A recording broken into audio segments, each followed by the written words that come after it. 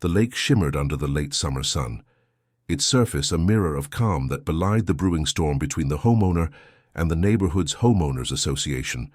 The homeowner, a private individual who valued the tranquility of their lakeside property, had purchased the entire lake years ago, a fact documented in the county's property records, but seemingly overlooked by the HOA.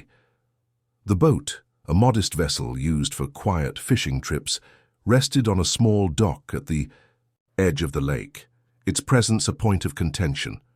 The HOA, a self-appointed arbiter of neighborhood aesthetics, had issued a letter demanding the boat's removal, citing visual ripples that allegedly disrupted the community's pristine view. The letter, laced with bureaucratic arrogance, claimed the boat violated some obscure clause in the HOA's regulations, though no such rule explicitly existed. The homeowner read the letter with a mix of amusement and irritation, knowing the HOA had no jurisdiction over the lake, a privately owned body of water entirely within the homeowner's property lines. The HOA's board, a group of 5 self-important residents, had a history of overstepping boundaries. They enforced rules with the zeal of petty tyrants, from dictating mailbox colors to fining homeowners for unapproved flower beds. The lake, though, was not their domain, and the homeowners' deed proved it. The property records, filed meticulously with the county, outlined the lake's boundaries as part of the homeowner's estate, purchased a decade earlier from a retiring farmer. The HOA's claim rested on a vague assertion that the lake's appearance affected the neighborhood's collective aesthetic value, a phrase so nebulous it could mean anything or nothing. The homeowner, well-versed in property law from years of navigating real estate, saw through the flimsy logic.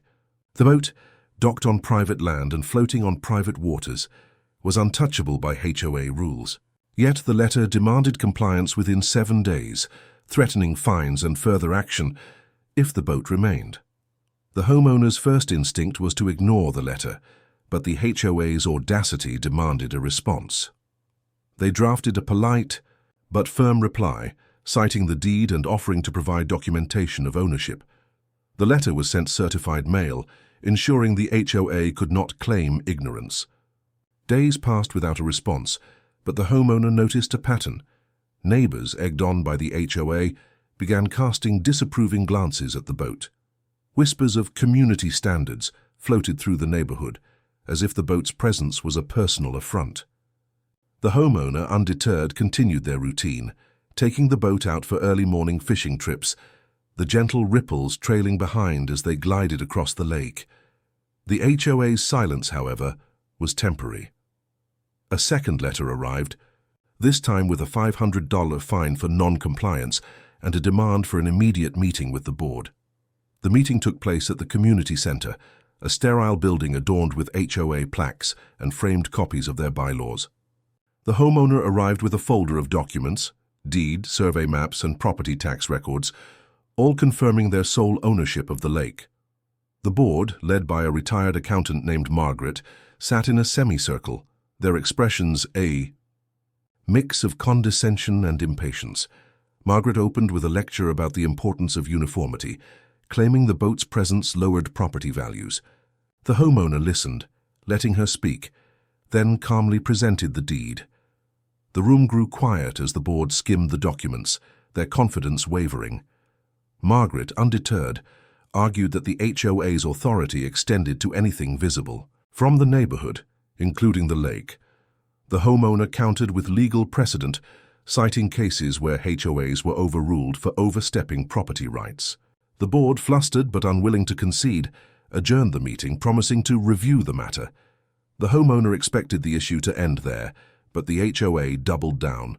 A third letter arrived, this time accusing the homeowner of violating environmental regulations by disturbing the lake's ecosystem with the boat's ripples. The claim was absurd. The lake was healthy, its fish thriving, and the boat's small electric motor caused less disturbance than a passing breeze. The homeowner, now thoroughly exasperated, consulted a lawyer friend who confirmed what they already knew. The HOA had no legal standing. The lake was private property, and the HOA's fines were unenforceable. The lawyer suggested a bolder move.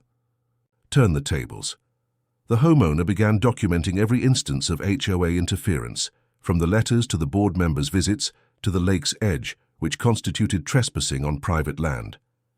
The dock, the boat and the surrounding shore were all within the homeowner's property lines, and the HOA's agents had no right to set foot there without permission. The tipping point came when the homeowner caught a board member, a pompous realtor named Greg, standing on the dock, taking photos of the boat. Greg, unaware he was being recorded by a security camera, muttered about teaching the homeowner a lesson. The homeowner filed a formal complaint with the sheriff's office, citing trespassing. The deputy, after reviewing the property records and the footage, issued a warning to Greg and informed the HOA that further incursions would result in arrests. The homeowner, now armed with evidence and legal backing, sent a cease and desist letter to the HOA, demanding they retract all fines and acknowledge the lake's private status. The letter included a warning: any further trespassing would result in a lawsuit, with the homeowner seeking damages for harassment and legal fees. The HOA's response was predictably defiant. They claimed the lake's visibility made it subject to their oversight, a claim so baseless it bordered on delusional. The homeowner, tired of the back and forth, escalated the matter. They filed a lawsuit against the HOA for harassment, trespassing, and attempting to enforce illegal fines. The complaint detailed every interaction, supported by the deed, survey maps, and security footage. The lawyer, eager to take on the case, noted that HOAs often overreached but rarely faced consequences. This time, the homeowner intended to set a precedent. The lawsuit demanded not only the retraction of fines, but also punitive damages and a public apology to be published in the neighborhood newsletter. The HOA, blindsided by the legal action, scrambled to respond, hiring their own attorney, who quickly realized the case was unwinnable. The lawsuit sent ripples through the neighborhood, much like the ones the HOA had so fervently complained about.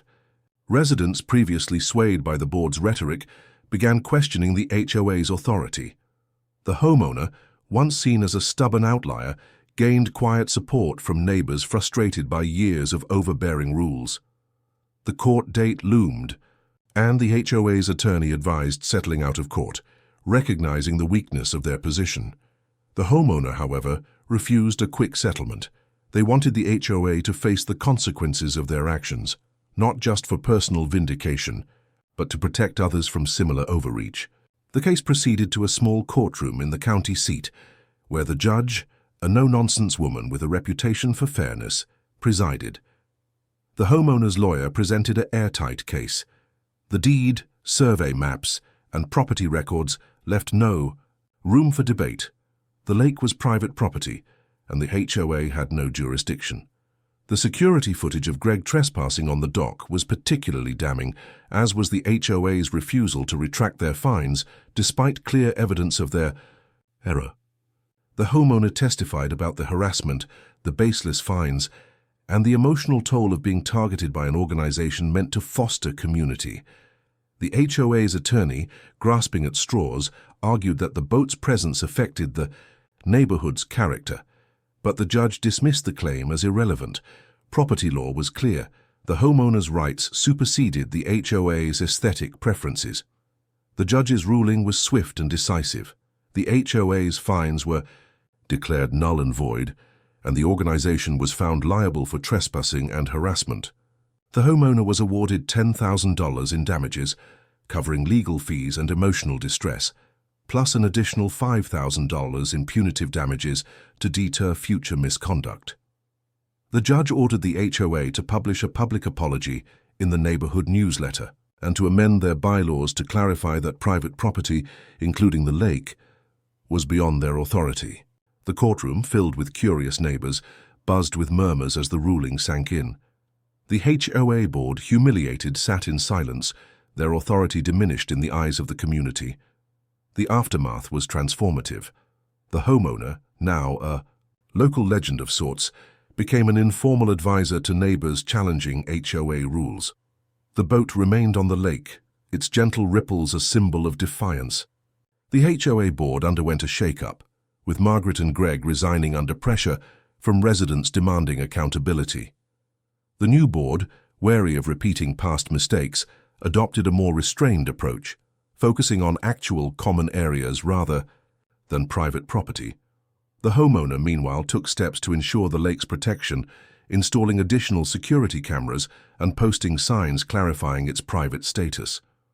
They also hosted a small gathering for supportive neighbors, a quiet celebration of the lake's freedom, complete with a sunset boat ride. The legal victory had broader implications.